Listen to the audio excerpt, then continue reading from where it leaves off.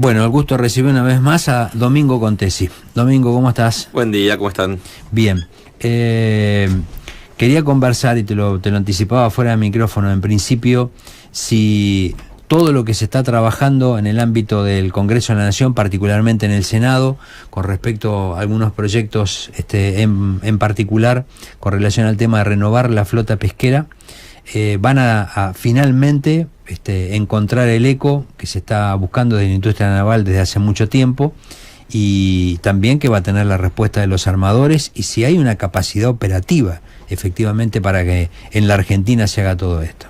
Mira, por suerte se está moviendo bastante el tema, no solamente con este proyecto que hacías mención, que es una ley de Pino Solana, sino también desde la propia Subsecretaría de Pesca se ha convocado a diversas mesas, a los sectores armatoriales, astilleros, incluso a los sectores financieros, y se están trabajando en algunos puntos que se pueden corregir sin necesidad de la ley, y también la autoridad de aplicación, o sea, el Poder Ejecutivo, tiene previsto mandar al Congreso, quizás en el mes de noviembre de este año, un proyecto de ley propio, también para lo mismo, para propiciar la renovación de la flota. El proyecto de Pino tiene algunas cosas que compartimos, otras que nos parecen un poquito difíciles de aplicar, pero el punto más importante de ese proyecto creo que es el artículo 5, que habla de otorgarle un beneficio, que ya sea en una ventaja en mejor cupo, mejor condiciones a la hora de otorgar el permiso de pesca, menos tiempo en la duración de los trámites, a los barcos que se construyen en el país con respecto a los que se importan, y más aún con respecto a los que se importan usados. Creo que ese es el eje central de la cuestión que está tratando de transmitir la Cámara de Industria Naval del Mar del Plata, la FINA, la BIN también, en todo este tema.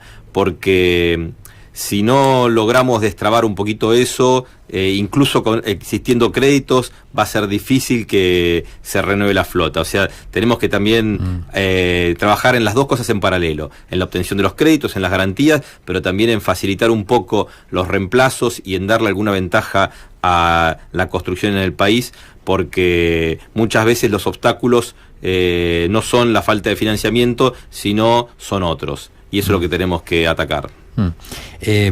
Lo que estás diciendo me dispara a principio de la década del 80, cuando tu papá, por ejemplo, en reiteradas oportunidades, cuando había una votadura, hacía mención al Banco Nacional de Desarrollo, a lo que se pudo haber hecho, y lamentablemente se hizo mal en esa época. Esperemos que primero y principal salga un proyecto de ley como corresponde, después que reúna todas las condiciones operativas como para que se pueda realizar en la Argentina, y las ventajas comparativas queden alguna vez para los que producen en la Argentina, en definitiva, ¿no? Porque ustedes también, la industria naval y los argentinos en general, sufrimos los embates de lo que pasó a principios de la década del 90, ¿no? Cuando trajeron pedazos de hierro prácticamente flotando por el mar argentino, ¿no? Exacto. Sí, la historia del Banco Nacional de Desarrollo y del financiamiento de la actividad pesquera y también de la marina mercante tiene sus claroscuros, claramente. Pero también hay una realidad, que ninguna industria naval del mundo existe sin un financiamiento, porque muchas veces cuando uno se pone a construir un barco, no hablemos de un pesquero, o si quizás un pesquero de gran porte, o un petrolero, o un carguero, muchas veces el barco triplica, quintuplica el valor del propio astillero, o sea, el valor de la empresa que lo está construyendo. Claramente. Entonces es imposible hacerlo. Afrontarlo con el capital exactamente, propio, si no existe financiamiento. Pero también lo que hemos visto, como te decía antes, en los últimos años es, y no ahora de este gobierno, sino ya desde hace décadas, es que se le ponen tantas trabas al armador a la hora de decidirse a renovar su barco, que termina optando por reparar, transformar o seguir con el barco viejo. Y eso es la lógica que tenemos que destruir. Afortunadamente las autoridades lo están entendiendo que han sido durante mucho tiempo parte del problema, claro, y no de la solución. Así que si logramos aunar voluntades, tanto de los legisladores, como de las autoridades, como de los armadores y de los astilleros y del sector financiero, yo creo que estamos en una oportunidad histórica. Aparte, una oportunidad histórica porque tenemos algunos recursos que hoy son muy rentables, como es el langostino, y que están necesitando una renovación de la flota. Tenemos... Y una flota ad hoc. Y es una flota que tiene una antigüedad promedio que es altísima. Estamos hablando de 37 años de promedio. Eso significa que hay barcos que están navegando con 50 años. Así que es una oportunidad histórica, ojalá no la desaprovechemos. Los hechos de pérdida de vidas humanas, tanto en el Repunte como en el Rigel, hacen mover toda la sensibilidad, ¿no? De toda la colonia pesquera, pero también de toda la sociedad en su conjunto. ¿Pensás que estas fueron las últimas y que a partir de las decisiones gubernamentales se puede encarar el camino definitivo para esta renovación de la flota pesquera? Ojalá, pero bueno, esto no es un proceso inmediato. Es muy aventurado decir que van a ser las últimas por una decisión política. Lamentablemente hay muchos factores que están involucrados en una tragedia. Lo que sí te puedo decir, por ejemplo, un caso concreto que hablas de estas dos últimas pérdidas, la gente del Rigel tantísimas veces nos dijeron que tenían intenciones de renovar su barco, estaban buscando la oportunidad, estaban buscando el financiamiento. O sea, realmente la tragedia los golpeó antes que pudieran concretar su sueño. Pero como ellos, hay muchos otros que lamentablemente están en una situación parecida. Entonces, ojalá que logramos alinear los planetas, como se dice habitualmente, para que esto no vuelva a suceder, pero tampoco podemos esperar magia. Sabemos que tenemos una flota muy antigua. También decimos siempre que los accidentes no ocurren por la antigüedad de los barcos. O sea, un barco puede ser antiguo, puede estar bien mantenido y puede seguir operando. Los accidentes ocurren por una multiplicidad de factores muchas veces. Entonces hay que analizar bien caso por caso, ¿no?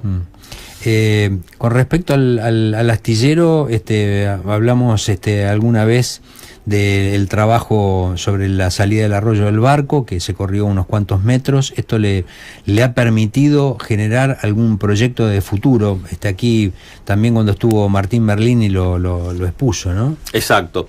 Nosotros en este momento el astillero estamos teniendo un muy buen momento de producción.